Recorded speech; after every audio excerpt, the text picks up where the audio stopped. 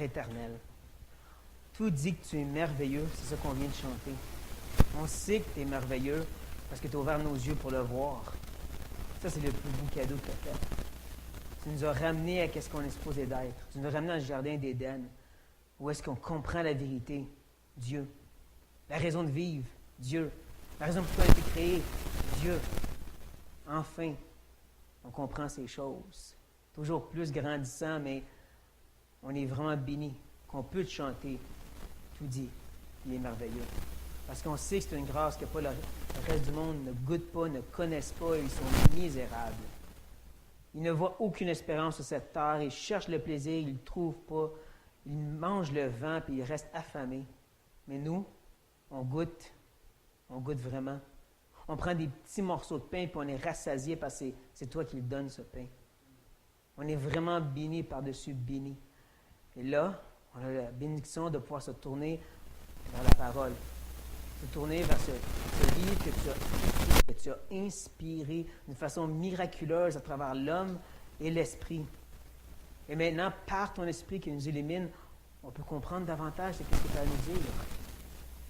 Encore un passage qui est plus technique que d'autres choses, qui est plus explication que poésie, on aime bien. N'empêche que c'est quand même toi qui s'exprime à nous. C'est toi qui veux nous enseigner, c'est toi qui veux nous expliquer des choses importantes. Toujours de s'arrêter et de dire ça, c'est écrit parce que Dieu voulait parler par ça.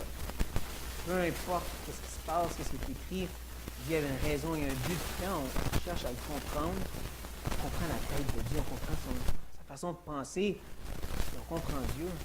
On est de tous les hommes les plus bénis. Et donc, c'est ça qu'on veut faire, rentrer dans ta tête, se promener dans ton cerveau et essayer de te comprendre. Qu'est-ce que ces versets-là veulent nous dire? Qu'est-ce que ces versets-là veulent dire? Qu'est-ce que tu veux dire par ces versets? Donc, donne-moi la capacité de pouvoir bien les expliquer, les exprimer. Donne-moi la capacité de pouvoir bien prononcer ces choses que tu m'as partagées, et que les cœurs et les esprits de mes frères et sœurs puissent être attentifs, réceptifs et prêts à agir en conséquence, parce qu'on va encore voir l'importance de vraiment s'appliquer, avoir un témoignage hors pair. De ne pas prendre à la légère que toutes les actions et décisions que nous prenons, toutes nos paroles et tout reflètent Dieu. Donc, si on ne prend pas ça au sérieux, on devrait se poser de sérieuses questions. Aide-nous donc à prendre au sérieux qu'est-ce que tu dis ici ce soir et que ça nous impacte sérieusement dans notre vie. Amen. J'espère que vous êtes sérieux et que vous tournez dans 2 Corinthiens, le chapitre 9. Techniquement, on devrait même dire la fin du chapitre 8. Parce qu'encore une fois, dans cette épître, on peut voir que les séparations auraient pu être mieux faites. On a eu quelques exemples passés. Au chapitre 2, les versets 1 à 4, c'est plus rattaché à la fin du chapitre 1. C'est une continuité d'une idée. Au chapitre 6, verset 1, c'est vraiment la conclusion d'une discussion sur le ministère d'ambassadeur du chapitre 5. Et la même chose ici. À travers le chapitre 8, Paul a parlé du ministère de la collecte, et là, il va conclure avec ces 5 petits versets qui sont devant nous. Mais qui dit conclusion, qui dit bien sûr retour vers l'arrière, retour vers les points principaux de tout ce que tu as discuté, comme un bon prédicateur. Et ces 2 points principaux. Le premier, c'est la puissance de notre témoignage pour vraiment impacter la vie des autres, comme on a vu les Macédoniens ont impacté les Corinthiens, et en même temps, l'importance de protéger ce ministère et ou témoignage. C'est ça qu'on va voir en lisant les versets 1 à 5. Il est superflu que je vous écrive touchant l'assistance destinée aux saints. Je connais en effet votre bonne volonté, dont je me glorifie pour vous auprès des Macédoniens, en déclarant que l'accueil est prêt depuis l'année dernière, et ce zèle de votre part a stimulé le plus grand nombre. J'envoie les frères afin que l'éloge que nous avons fait de vous ne soit pas réduit à néant sur ce point-là, et que vous soyez prêts comme je l'ai dit. Je ne voudrais pas, si les Macédoniens m'accompagnent et ne vous trouvent pas prêts, que cette assurance tourne à notre confusion, pour ne pas dire à la vôtre. J'ai donc jugé nécessaire d'inviter les frères à se rendre auparavant chez vous et à s'occuper de votre libéralité déjà promise, afin qu'elle soit prête, de manière à être une libéralité et non un acte d'avarice. Oups. Non, c'est un ajout. C'est dans le Martin. Mais la dernière fois qu'on a vu les Corinthiens, ils étaient par terre. Paul les avait mis KO avec une combinaison gauche-droite, verset 24. Et c'est à ce point-ci, dans mon imagination excessivement fertile, que je vois Paul relever les Corinthiens, secoue un peu leurs vêtements, ils sont tous sérieux, et il met leurs bras autour de leur cou, et il dit là, on est des chums. Les 5 versets qui sont devant nous, la conclusion, sont beaucoup plus gentils, si je peux dire, beaucoup plus polis, comparé au reste du chapitre 8, où est-ce que Paul a souvent sorti son aiguille en bœuf, puis il les a piqués un peu, pour leur dire « Allez, faites quelque chose ». Là, ici, il est plus poli, comme je dis. Et il va bien sûr, d'une façon très simplement, dire « J'ai plus rien à dire, sauf qu'il faut quand même que j'envoie les envoyer pour préparer la collecte. » Plus ou moins, c'est ça le résumé qu'on va maintenant prendre le temps de décortiquer. Je vous dirais qu'il y a une continuité à ce que Paul dit, et même qu'au verset 1, dans le grec au moins, il y a une expression qui commence le verset qui ressemble à « justement ». C'est ça l'idée. Et ça nous ramène au verset 24, où est-ce que Paul leur a dit de prouver leur amour, de montrer que Paul avait une raison de se glorifier d'eux autres. Et on prend cette idée de se glorifier d'eux autres, d'être assuré auprès des Corinthiens. Et Paul dit, justement, en parlant de ça, j'ai plus rien à dire. Justement, il serait superflu, périssos, un mot composé. Péri veut dire faire le tour, et ça, c'est un excès. Donc, si j'ajoute d'autres choses, si je continue à faire le tour, je fais de l'excès. Si je continue à vous exhorter, à vous encourager, à vous provoquer, à vous dire donner, ben ça, c'est trop, là. Je n'ai assez dit. Même que le mot touchant, qu'on voit ensuite, c'est le mot péri. Donc, faire le tour. Paul dit, j'ai fait le tour, puis si je continue, là, je fais de l'excès. Je suis sûr que vous allez participer à cette assistance diaconéo, destinée aux saints. On a déjà vu le mot diaconéo au verset 20 de chapitre 8, où est-ce que Paul, à la fin, il a dit, nous donnons nos soins, diaconéo, service. Il parlait du fois comme quoi il était prêt à servir pour protéger son ministère de la collecte. Et là, Paul dit la même chose aux Corinthiens. Et je vous donne toujours cette imagination excessivement trop facile. Je vois la situation maintenant que Paul, il a bras autour des Corinthiens, donne un bon petit coup sur leur chest, sur le sien, puis il dit, on est des serviteurs ensemble. On est tous les deux des diaconéos. Moi, je diaconéo, vous autres, vous l'êtes aussi pour les saints, on l'est ensemble. C'est pour ça que j'ai plus rien à dire. Car, verset 2, où est-ce qu'il continue en disant, car je connais, je perçois. En effet. Et en effet, je vous l'ai déjà dit, c'est un mot qui ajoute du poids dans la balance. C'est un peu comme quand Paul fait de la répétition. C'est une façon de vraiment mettre une emphase plus pesante. C'est comme s'il dirait, je connais avec connaissance. Je suis certain avec certitude. Vous avez une bonne volonté. Une pré-passion, qu'on l'a déjà vu. Et vous aviez un désir de participer depuis longtemps. Je sais tout ça.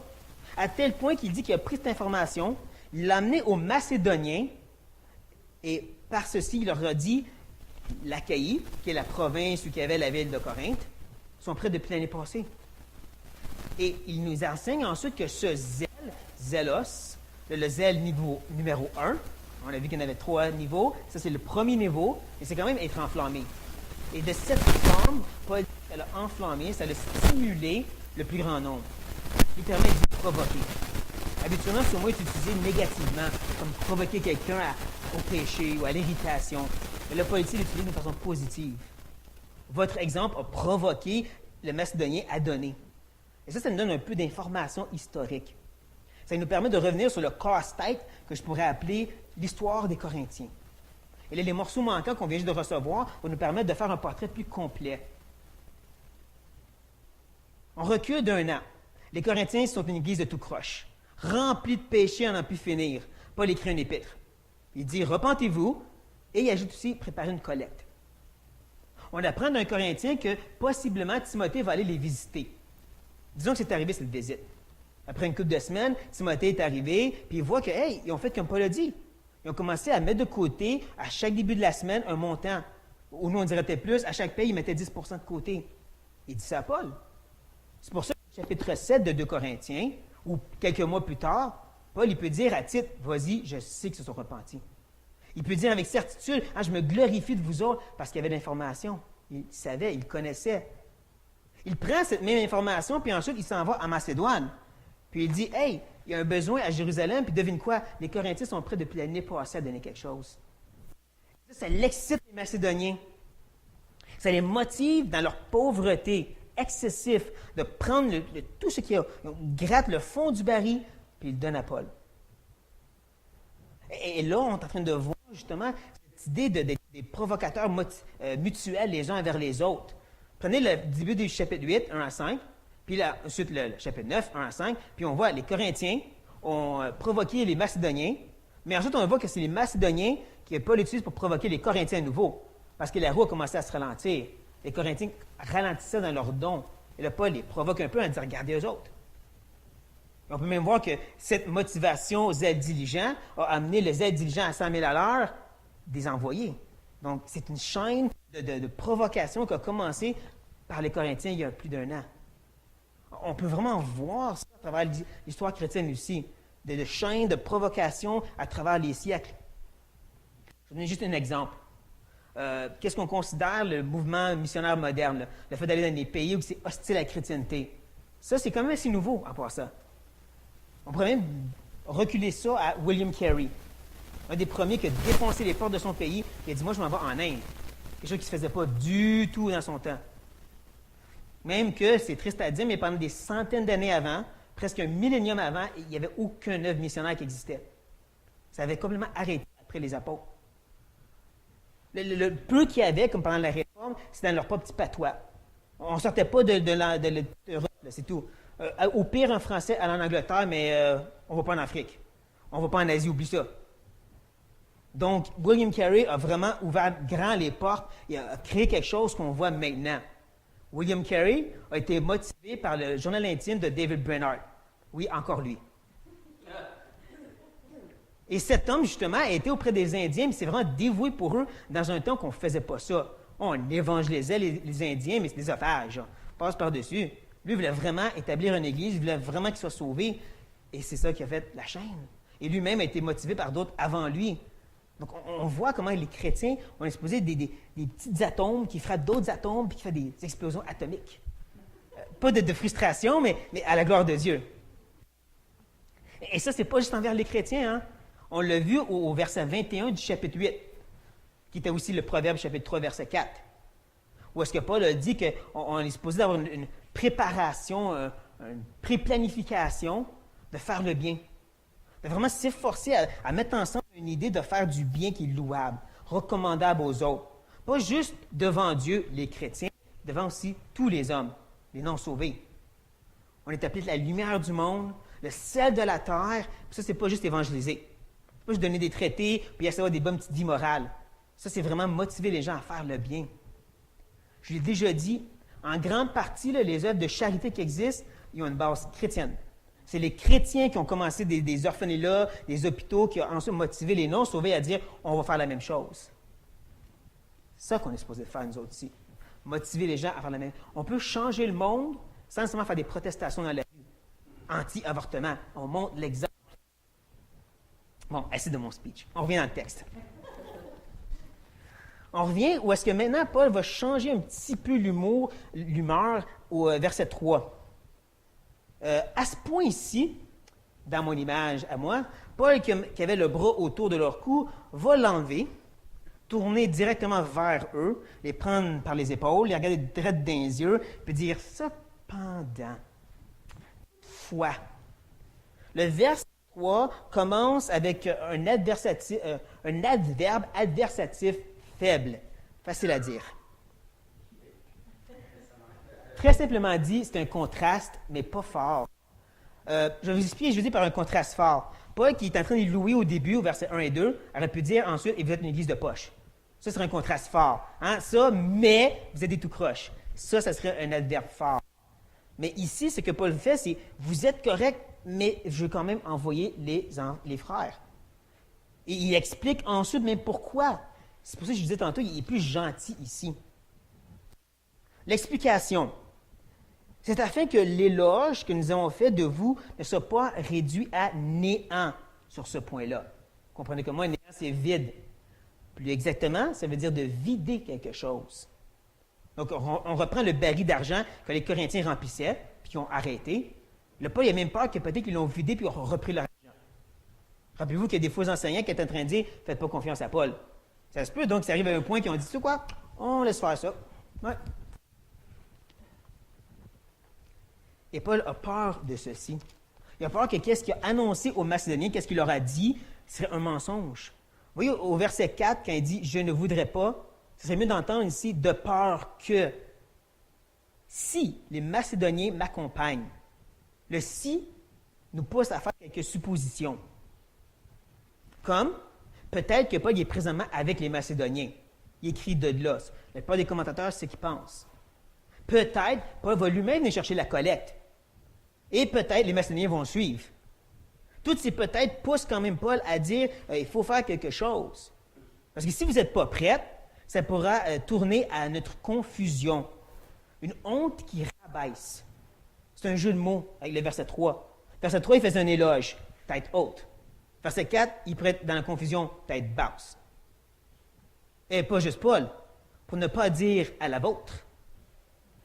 On se rappelle, au chapitre 8, il y a des éloges que Paul a donnés des Corinthiens. Il a dit comment que, justement, il y avait du zèle, puis Dieu faisait une œuvre là-bas. Puis il disait aussi, prouvez votre amour envers Dieu, démontrez que vous avez vraiment cet amour authentique. Mais si on arrive là-bas, puis le baril est vide, ce serait honteux pour vous. Oui. Oui, vas-y.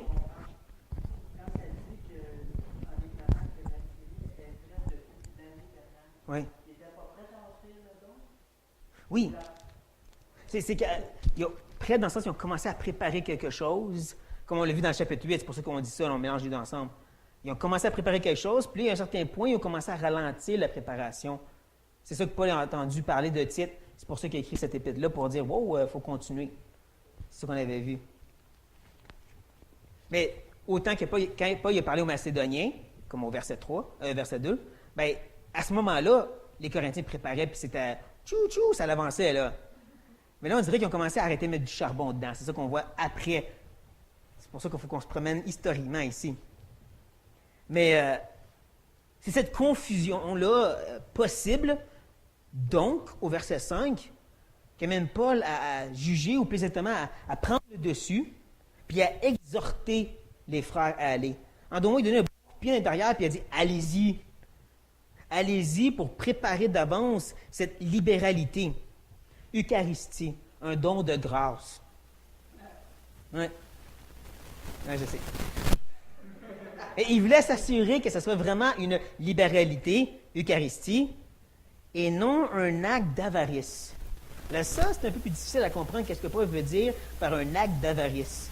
Parce que c'est vraiment le mot avarice. Là. Tu veux prendre puis garder. Les deux possibilités qui s'offrent. Paul parle de sa propre avarice.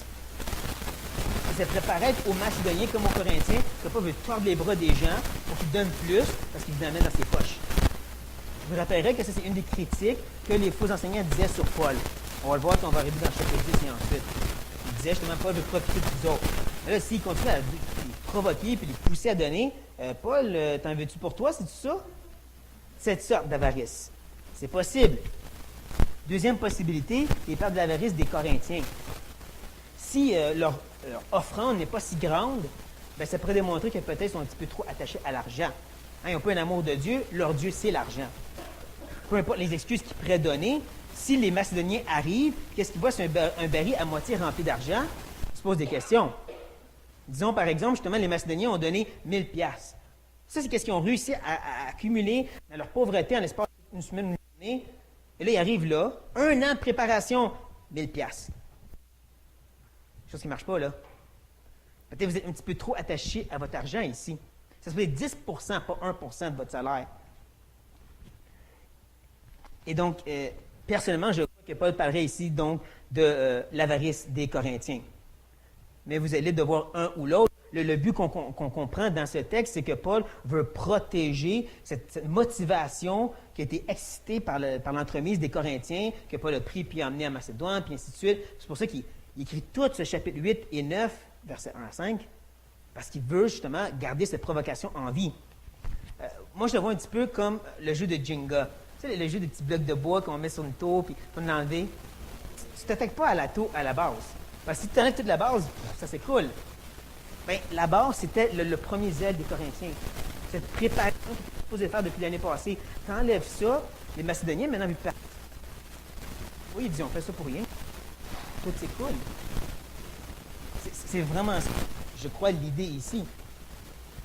Et donc, moi, je dirais qu'entre frères et sœurs, on devrait comprendre que nous avons une âme puissante. Ça s'appelle le témoignage. Notre témoignage, ministère, est quelque chose d'extrêmement puissant qui peut exciter les autres aux bonnes œuvres. Que ce soit des frères et sœurs ou des non-sauvés. Je dirais même que c'est important pour nous de le protéger à cause de ceci. Je vais vous donner un petit exemple de l'œuvre que Dieu peut accomplir dans la vie de quelqu'un et à comparaison avec quelqu'un d'autre. Je ne sais pas si vous avez entendu parler de ça il y a quelques années. Bill Gates a donné un gros montant de son argent à des œuvres de charité. Des millions de dollars, des billions. Bien, je dis des gros montants, il en a gardé assez pour vivre assez confortablement. OK. Maintenant, je vais vous parler ici de C.T. Studd. Cet homme était aussi un millionnaire et il a littéralement tout donné. Littéralement, il s'est donné en tant que missionnaire. Il s'est tellement sacrifié qu'à la fin de sa vie, sa fille venait le visiter en Afrique. Puis c'était la fête de sa fille. Et il n'y avait littéralement rien à lui donner. Le seul bien qu'il possédait, c'était sa vieille Bible toute brisée. Et c'est ça qu'il a donné comme cadeau de fête. Ça, c'est tout ce que C.T. Studd avait. Maintenant, on regarde les deux exemples. Lequel des deux, on pourrait dire, c'est une œuvre de Dieu? Une implication de la grâce de Dieu. Les deux ont donné. Mais il y en a un qu'on voit à quel point que Dieu est vraiment détaché du monde. Et on l'a vu depuis chapitre 8, verset 1. La grâce de Dieu est vraiment l'élément déclencheur de tout ça.